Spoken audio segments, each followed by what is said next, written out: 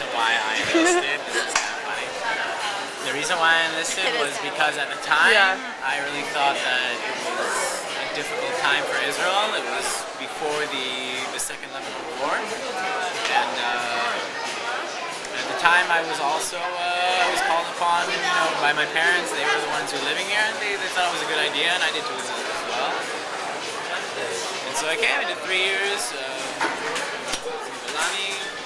Nice. It was difficult, yes. It was completely different than the normal census, I guess, of soldier duty and everything.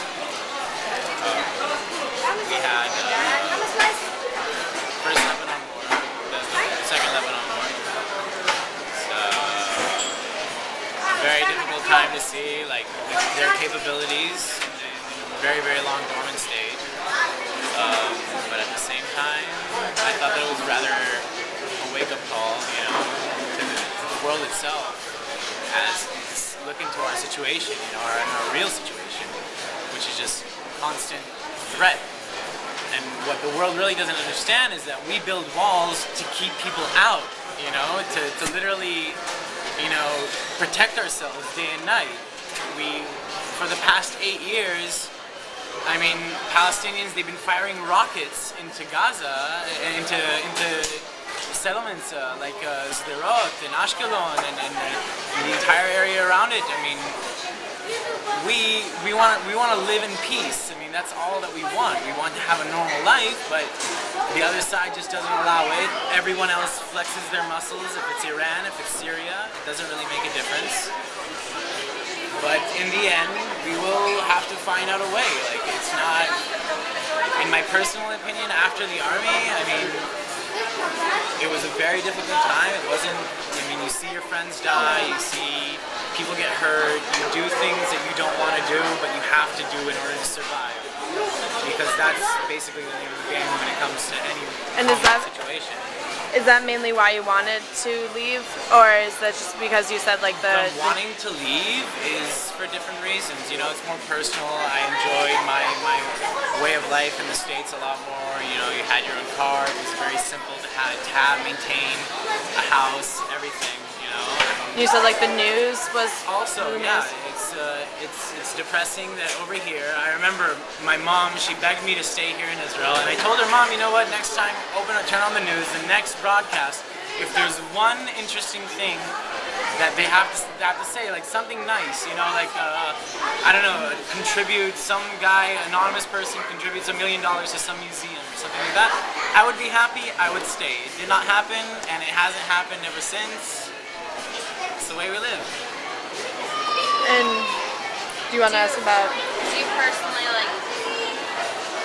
what do you think of the two-state solution versus coexistence? What do you think would work out for both? Okay. If I would put it in a happy perspective, it would be, we both have 2 states and we're going to live beautifully together, and it's bullshit. To be perfectly honest, because Arabs and Israelis do live together. Right now you can go straight to Yafo, you'll see thousands of Arabs there. We're fine with that. We have absolutely no problem with them. We work together day and night. Okay? In the actual consensus, what they want is more land, more power, and also a foothold, a strategic foothold. Okay? Because every single one of these cities that they want back holds an actual strategic and tactical advantage. If you have any armor or any tanks or anything like that, that's why they want Ramat Golan. It's a higher area. You can look down on the entire city. You understand? It's the exact same thing with the West Bank and things. It would bring them closer to the inner part of Israel, Tel Aviv and everything else. It would be 40 minutes away.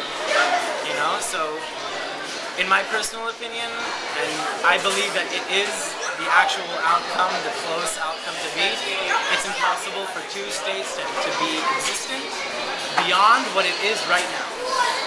Meaning the West Bank is still the West Bank, okay? It's still with them, and I don't want it. I really don't give a shit about Gaza. I don't give a shit about the West Bank either. It's nothing important to me there. What is it, a beach house? I don't want one. I got a beautiful house right here in Tel Aviv, So, in general, when you look at it, it's just an impossible, it's a dream. Okay, it's a dream that we all want to come true. but it's one of those dreams that just can't come true. Even with a long period of time, you don't think It's either us or them. That's the way they see it more than us. We are content. We are okay. If they would put down their weapons, you wouldn't see UAVs flying in the air. You wouldn't see constant IDF soldiers being trained day and night. You're 18 years old. What do you know? You're a kid. You don't know how to really seriously look into a situation. You're holding a gun. They tell you walk, jump, shoot, kill, whatever. It doesn't make a difference.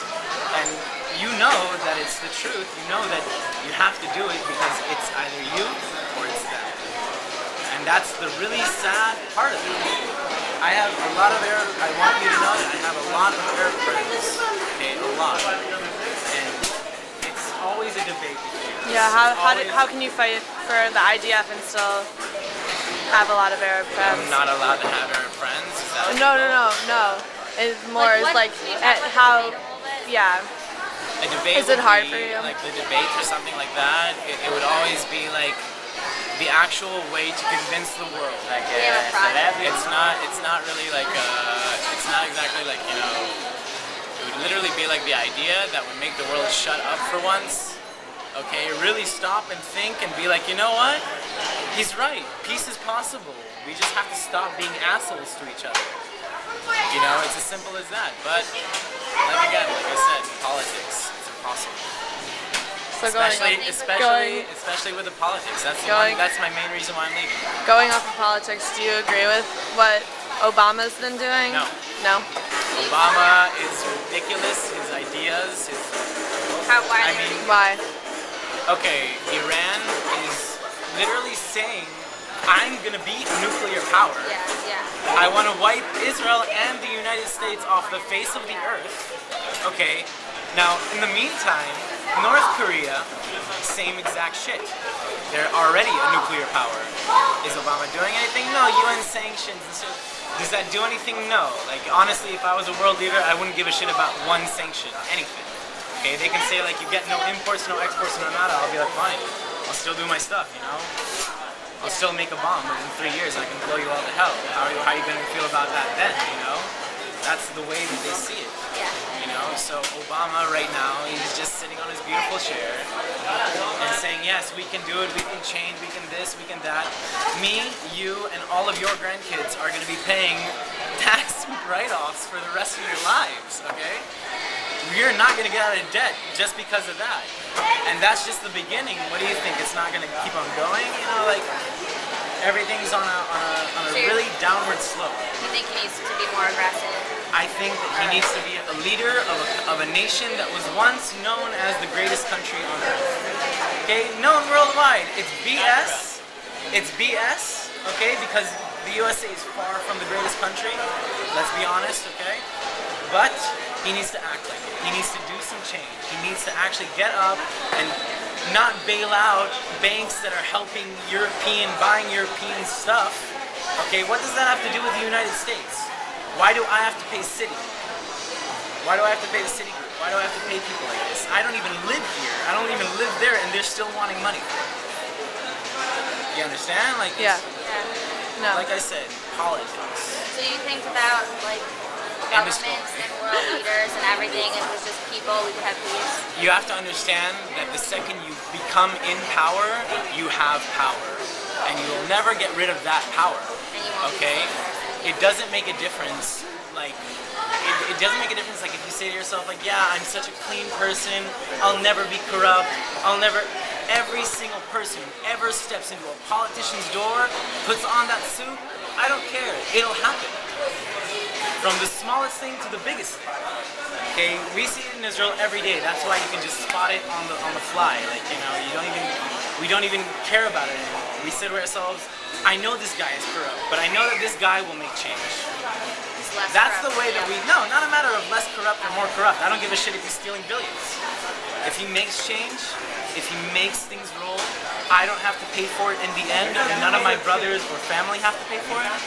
I'm cool with that. He can be as corrupt as he wants. And so far he's not Because showing in enough? my personal opinion, a president, okay, if anyone can get up to the level of a John F. Kennedy or a Bill Clinton, okay, I don't give a shit if he fucks Monica Lewinsky every day. Seriously.